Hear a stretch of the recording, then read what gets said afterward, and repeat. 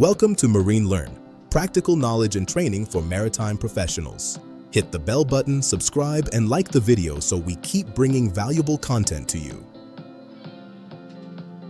A standard shipboard hot work operation generates localized temperatures exceeding 3,000 degrees Celsius. This process creates extreme radiant heat, airborne sparks, and heavy, molten slag that physically separates from the weld. Heavy shipboard steel is an efficient conductor. When extreme heat is applied to a deck plate or bulkhead, that thermal energy transfers through the adjoining structure, heating metal surfaces far beyond the immediate visible work area. This thermal conduction is the initiating catalyst for shipboard explosions. If the opposite side of a heated bulkhead contains hydrocarbon vapors or combustible residues, the heat transfer alone can trigger an ignition event. A modern tanker is a massive storage facility for highly volatile liquids. Because it is impossible to eliminate all hydrocarbon traces from a vessel of this scale, the primary safety strategy focuses on containing the thermal energy. Preventing a catastrophic detonation requires engineering a series of strict physical perimeters. These perimeters isolate the unavoidable thermal energy of the maintenance work from the vessel's persistent combustible fuel sources. The maritime industry's primary defense mechanism against this thermal threat is the 30-meter rule. The basic premise of the rule is strict spatial isolation. It establishes a quantifiable, mandatory distance between any active ignition source and potential flammable vapors. A common operational mistake is treating this 30-meter boundary as a two-dimensional circle drawn flat on the main deck. Heat transfers across the z-axis, penetrating vertically through the deck plating. This downward thermal conduction brings all underlying tanks and adjacent lower spaces directly into the primary threat profile. True safety requires viewing the 30-meter rule as a three-dimensional, spherical, gas-free barrier. This protective zone extends outward across the deck and downward into the hull from the exact epicenter of the work. The baseline spatial requirement dictates that all cargo tanks falling within a 30-meter radius of the worksite must be entirely emptied, cleaned, and gas-freed.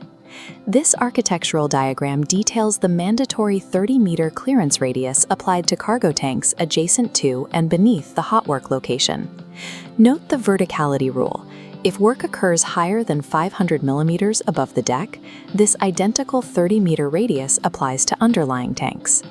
This overhead view highlights how the 30-meter spherical boundary intersects multiple deck compartments simultaneously.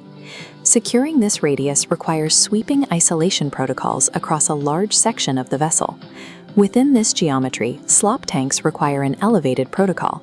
Slops are specifically designed to store highly combustible residual hydrocarbons and chemical washings, representing a high concentration of explosive potential on board. The spatial mandate for slop tanks is absolute. They must either be completely removed from the vessel or securely isolated in a closed, non-adjacent tank located more than 30 meters away from the hot work epicenter. Implementing this spatial geometry successfully removes the immediate physical fuel. However, the extreme proximity to adjacent hazardous spaces demands a deeper level of chemical verification. Physically emptying a tank of liquid fuel is insufficient to guarantee safety. Invisible, lingering hydrocarbon vapors present a persistent detonation hazard.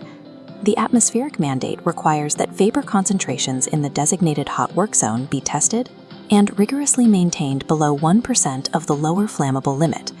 This gas detector interface illustrates the safe condition.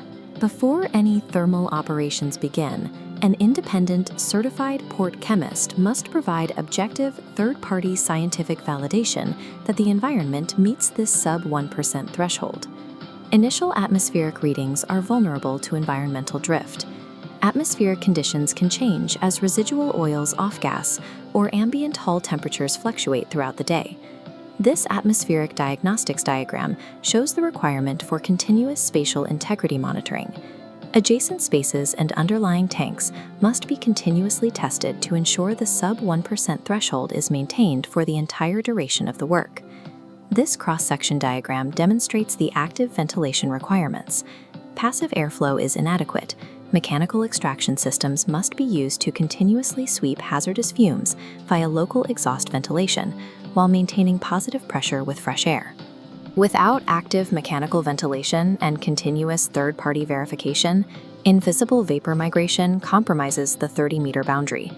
Airborne sparks and molten slag do not respect designated safe zones. Gravity dictates that these hazards will naturally migrate downward through any open deck penetrations. This 3D cutaway shows the mechanical requirements for environmental sealing. Common scuppers must be physically blocked with secure seals to sever any transit pathways to lower decks. This physical sealing must also extend to interconnected piping systems. Closing a valve is insufficient to separate hazardous cargo or bunker lines from a hot work area. This sequence diagram illustrates the 3-step absolute isolation sequence for pipelines. First, physical valve isolation. Second, the insertion of mechanical blanks or blinds. And third, the total purging of all residual combustible fluids from the line. Physical scupper blocks and pipeline blanks act as the final mechanical seal. They lock down the vessel's internal arteries to prevent any accidental transit of thermal energy or vapor. When an ongoing welding operation actively tests all mechanical and physical barriers, a human failsafe is required on deck. This tactical layout shows the dedicated fire watch. Their function is to maintain uninterrupted visual focus on the immediate work area and adjacent spaces subject to heat transfer, specifically watching for delayed ignition. Before any work permit is signed, immediate extinguishing capabilities must be verified as fully operational and physically accessible. This schematic details the pressurized defense requirement. Main and emergency fire pumps must be actively providing system pressure to charged hoses laid out directly at the hot work site. The dedicated fire watch and pressurized fire mains provide an active layer of containment, addressing the risk of delayed ignition from heated paint coatings or hidden residues. This operational readiness matrix contrasts a fully compliant, safe state against a compromised one. Minor lapses in continuous monitoring, scupper sealing, or system isolation result in a compromised, no-go scenario. Shipboard safety is dynamic. If mechanical ventilation drops, hydrocarbon levels rise, or the fire main loses pressure at any point, the operation is immediately compromised. This final protocol graphic displays the non-negotiable rule of maritime hot work: the authority of the crew to immediately stop work and withdraw the permit until the defensive perimeter is fully restored.